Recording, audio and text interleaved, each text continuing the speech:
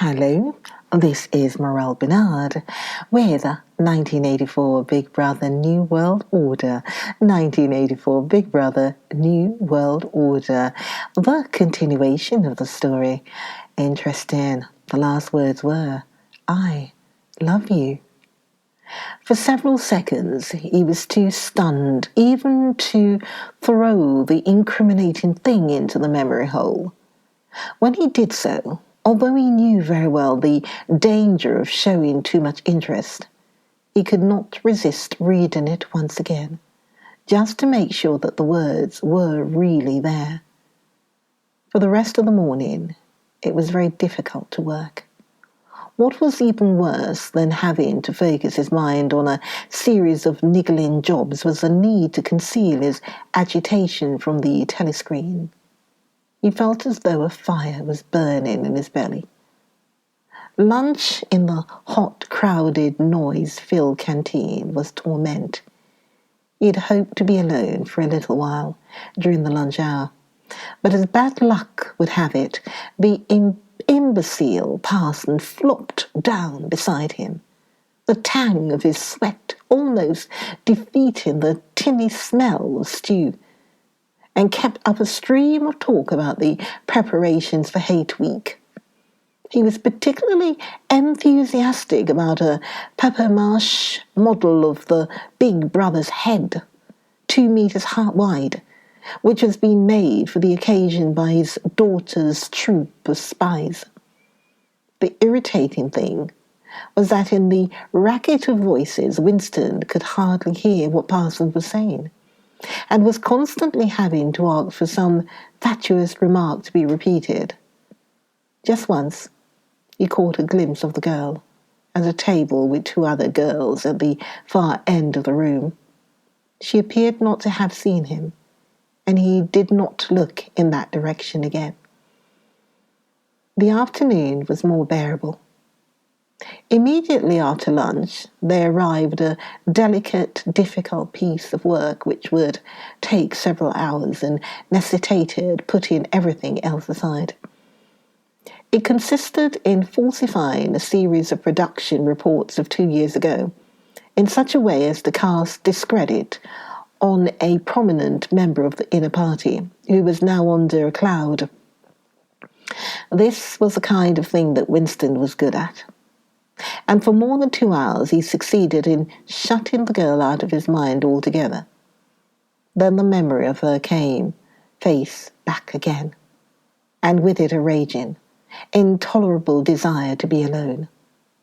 Until he could be alone, it was impossible to think this new development out. Tonight was one of his nights at the community centre. He wolfed another tasteless meal in the canteen, hurried off to the centre, took part in the solemn foolery of a discussion group, played 2 games of table tennis, swallowed several glasses of gin, and sat for half an hour through a lecture entitled INSOC in relation to chess. His soul writhed with boredom. But for once he had had no impulse to shirk his evening at the centre. At the sight of the words, I love you, the desire to stay alive had welled up in him, and the taking of minor risks suddenly seemed stupid. It was not till 23 hours when he was home and in bed, in the darkness, where you were safe even from the telescreen so long as you kept silent, that he was able to think continuously. It was a physical problem that had to be solved. How to get in touch with a girl and arrange a meeting. He did not consider any longer the possibility that she might be laying some kind of trap for him. He knew that it was not so, because of her unmistakable agitation when she handed him the note. Obviously, she had been frightened out of her wits, as well as she might be, nor did the idea of refusing her advances even cross his mind. Only 5 nights ago he had contemplated smashing her skull in with a cobblestone, but that was of no importance. He thought of her naked, youthful body, as he had seen it in his dream. He had imagined her a fool like all the rest of them, her head stuffed with lies and hatred, her belly full of ice. A kind of fever seized him at the thought that he might lose her. The white, youthful body might slip away from him. What he feared more than anything else was that she would simply change her mind if he did not get in touch with her quickly. But the physical difficulty of meeting was enormous. It was like trying to make a move at chess when you were already mated. Whichever way you turned, the telescreen faced you. Actually, all the possible ways of communicating with her had occurred to him within 5 minutes of reading the note. But now, with time to think, he went over them one by one, as though laying out a row of instruments on the table. Obviously, the kind of encounter that had happened this morning could not be repeated.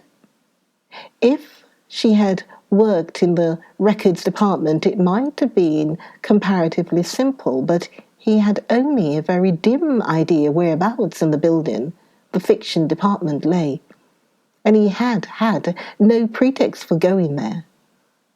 If he had known where she lived, and at what time she left work, he could have contrived to meet her somewhere on her way home, but to try to follow her home was not safe because it would mean loitering about outside the ministry, which was bound to be noticed. As for sending a letter through the mails, it was out of the question. By a routine that was not even secret, all letters were open in transit. Actually, few people ever wrote letters. For the messages that it was occasionally necessary to send, there were printed postcards with long lists of phrases, and you struck out the ones that were inapplicable. In any case, he did not know the girl's name, let alone her address. Finally, he decided that the safest place was the canteen.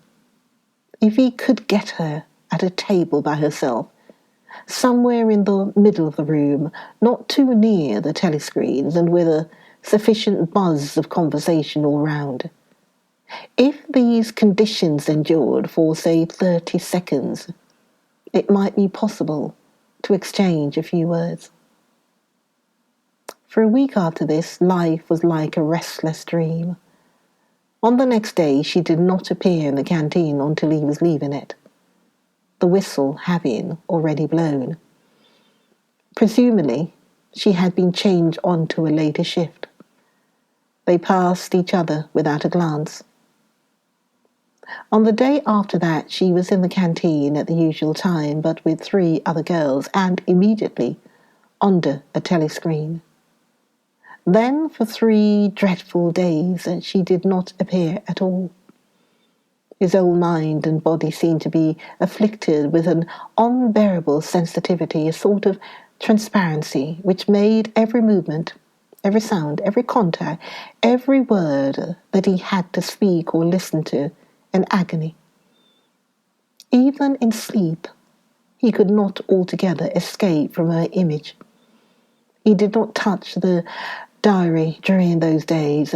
If there was any relief, it was in his work, in which he could sometimes forget himself for 10 minutes at a stretch.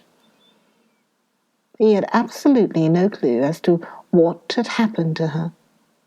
There was no inquiry he could make. She might have been vaporized. She might have committed suicide. She might have been transferred to the other end of Oceania. Worst and likeliest of all, she might simply have changed her mind and decided to avoid him. The next day she reappeared. Her arm was out of the sling, and she had a band of sticking plaster round her wrist. The relief of seeing her was so great that he could not resist staring directly at her for several seconds. On the following day, he very nearly succeeded in speaking to her. When he came into the canteen, she was sitting at a table well out from the wall and was quite alone. It was early, and the place was not very full. The queue edged forward till Winston was almost at the counter, then was held up for 2 minutes because someone in front was complaining that he had not received his tablet of saccharin. But the girl was still alone when Winston secured his tray and began to make for her table. He walked casually towards her, his eyes searching for a place at some table beyond her. She was perhaps 3 meters away from him. Another 2 seconds would do it. Then a voice behind him called, "Smith!" He pretended not to hear. "Smith!" repeated the voice more loudly. It was no use. He turned round. A blonde-headed, silly-faced young man named Wilshire, whom he barely knew, was inviting him with a smile to a vacant place at his table. It was not safe to refuse. After having been recognized, he could not go and sit at a table with an unattended girl. It was too noticeable. He sat down with a friendly smile. The silly blonde face beamed into his. Winston had a hallucination of himself smashing a pickaxe right into the middle of it. The girl's table filled up a few minutes later. But she must have seen him coming towards her, and perhaps she would take the hint. Next day, he took care to arrive early. Surely enough, she was at a table in about the same place and again alone. The person immediately ahead of him in the queue was a small, swiftly moving, beetle-like man with a flat face and tiny, suspicious eyes. As Winston turned away from the counter with his tray, he saw that the little man was making straight for the girl's table. His hopes sank again. There was a vacant place at a table further away, but something in the little man's appearance suggested that he would be sufficiently attentive to his own comfort to choose the emptiest table. With ice at his heart, Winston followed. It was no use unless he could get the girl alone. At this moment there was a tremendous crash. The little man was sprawling on all fours. His tray had gone flying. 2 streams of soup and coffee were flowing across the floor. He started to his feet with a malignant glance at Winston, whom he evidently suspected of having tripped him up. But it was all right. 5 seconds later, with a thundering heart, Winston was sitting at the girl's table. He did not look at her. He unpacked his tray and promptly began eating. It was all important to speak at once, before anyone else came, but now a terrible fear had taken possession of him. A week had gone by since she had first approached him. She would have changed her mind. She must have changed her mind. It was impossible that this affair should end successfully. Such things did not happen in real life. He might have flinched altogether from speaking if at this moment he had not seen Ampleforth, the hairy-eared poet, wandering limply round the room with a tray looking for a place to sit down. In his vague way, Ampleforth was attached to Winston and would certainly sit down at his table if he caught sight of him. There was perhaps a minute in which to act. Both Winston and the girl were eating steadily. The stuff they were eating was a thin stew, actually a soup of Harcourt beans. In a low murmur, Winston began speaking. Neither of them looked up. Steadily they spooned the watery stuff into their mouths, and between spoonfuls exchanged the few necessary words in low, expressionless voices. "What time do you leave work?" 18:30. "Where can we meet?" "Victoria Square, near the monument." "It's full of telescreens. It doesn't matter if there's a crowd." "Any signal?" "No, don't come up to me until you see me among a lot of people, and don't look at me. Just keep somewhere near me." "What time?" 19 hours. "All right." Ampleforth failed to see Winston and sat down at another table. They did not speak again, and so far as it was possible for two people sitting on opposite sides of the same table, they did not look at one another. The girl finished her lunch quickly and made off, while Winston stayed to smoke a cigarette. Winston was in Victory Square before the appointed time. He wandered round the base of the enormous fluted column, at the top of which Big Brother's statue gazed southward towards the sky where he had vanquished the Eurasian aeroplanes. The East Asian aeroplanes it had been, a few years ago, in the Battle of Airstrip 1. In the street in front of it there was a statue of a man on horseback, which was supposed to represent Oliver Cromwell. At 5 minutes past the hour the girl had still not appeared. Again the terrible fear seized upon Winston. She was not coming. She had changed her mind. He walked slowly up to the north side of the square and got a sort of pale-coloured pleasure from identifying St. Martin's Church, whose bells, when it had bells, had chimed. "You owe me 3 farthings. Then he saw the girl standing at the base of the monument, reading or pretending to read a poster, which ran spirally up the column. It was not safe to go near her until some more people had accumulated. There were telescreens all round the pediment. But at this moment there was a din of shouting and a zoom of heavy vehicles from somewhere to the left. Suddenly everyone seemed to be running across the square. The girl nipped nimbly round the lions at the base of the monument and joined in the rush. Winston followed. As he ran, he gathered from some shouted remarks that a convoy of Eurasian prisoners was passing. Already a dense mass of people was blocking the south side of the square.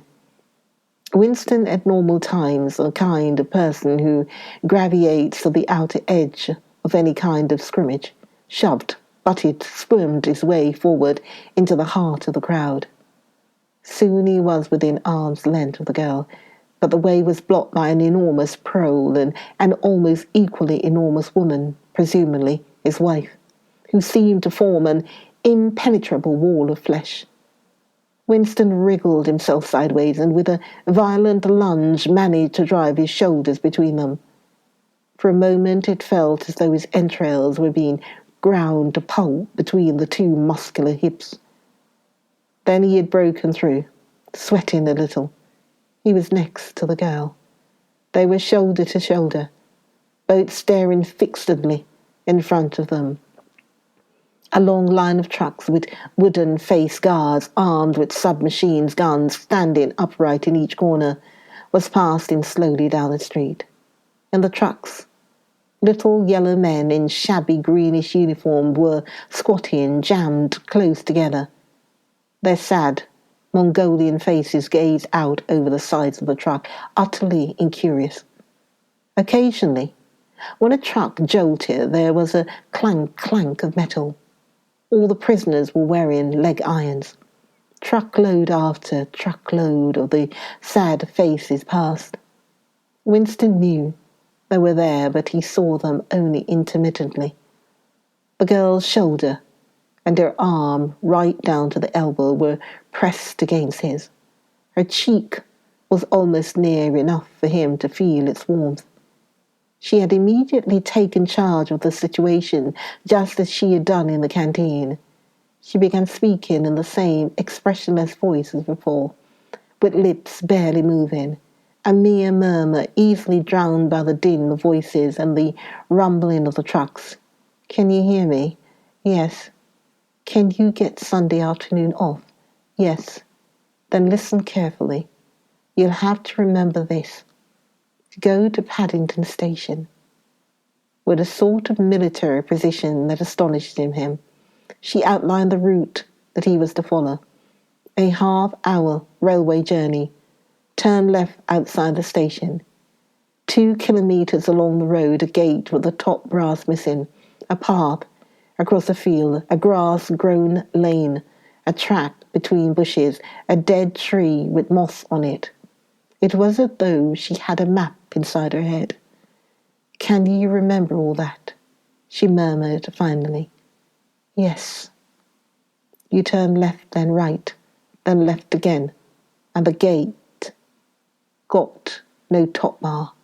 Yes, what time? About 15. You may have to wait, I'll get there by another way. Are you sure you remember everything? Yes. Then get away from me as quick as you can. She need not have told him that, but for the moment they could not extricate themselves from the crowd.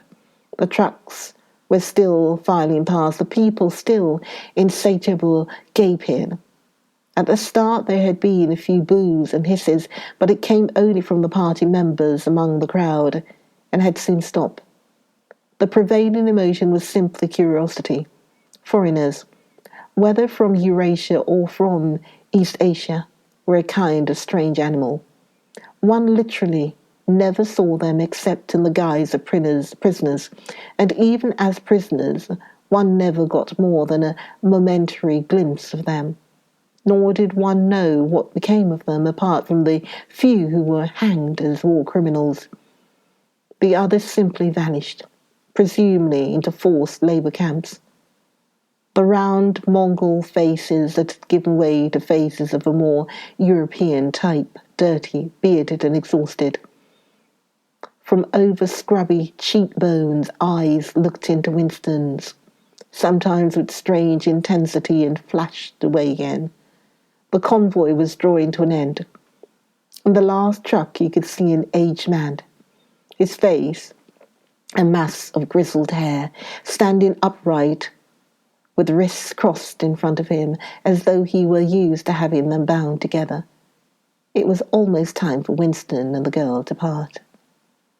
But at the last moment, while the crowd still hemmed him in, her hand felt for his and gave it a fleeting squeeze. It could not have been 10 seconds, and yet it seemed a long time that their hands were clasped together. He had time to learn every detail of her hand.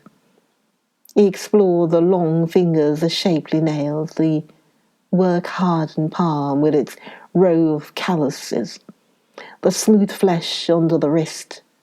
Merely from feeling it, he would have known it by sight. In the same instant it occurred to him that he did not know what colour the girl's eyes were.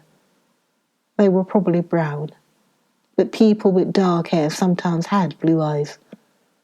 To turn his head and look at her would have been inconceivably folly. With hands locked together, invincible among the press of bodies, they stared steadily in front of them, and instead of the eyes of the girl, the eyes of the aged prisoner gazed mournfully at Winston out of the nest of hair. Winston picked his way up the lane through dappled light and shade, stepping out into pools of gold wherever the boughs parted. Onto the trees to the left of him, the ground was misty with bluebells. The air seemed to kiss one's skin. It was the 2nd of May. From somewhere deeper in the heart of the wood came the droning of ringed doves. He was a bit early. There had been no difficulties about the journey, and the girl was so evidently experienced that he was less frightened than he would normally have been. Presumably, she could be trusted to find a place. In general, you could not assume that you were much safer in the country than in London. There were no telescreens, of course, but there was always the danger of concealed microphones by which your voice might be picked up and recognized. Besides, it was not easy to make a journey by yourself without attracting attention. For distances of less than 100 kilometers, it was not necessary to get your passport endorsed. But sometimes there were patrols hanging about the railway stations who examined the papers of any party member they found there and asked awkward questions. However, no patrols had appeared, And on the walk from the station he had made sure by cautious backwards glances that he was not being followed. The train was full of proles in holiday mood because of the summery weather. The wooden-seated carriage in which he travelled was filled to overflowing by a single enormous family, ranging from a toothless great-grandmother to a month-old baby, going out to spend an afternoon with in-laws in the country, and as they freely explained to Winston, to get hold of a little black market butter. Well, let's see. Join me for the next video of 1984 Big Brother New World Order. Join me, please, for the next video of 1984 Big Brother New World Order. Look forward to it. Morel saying, I see you then.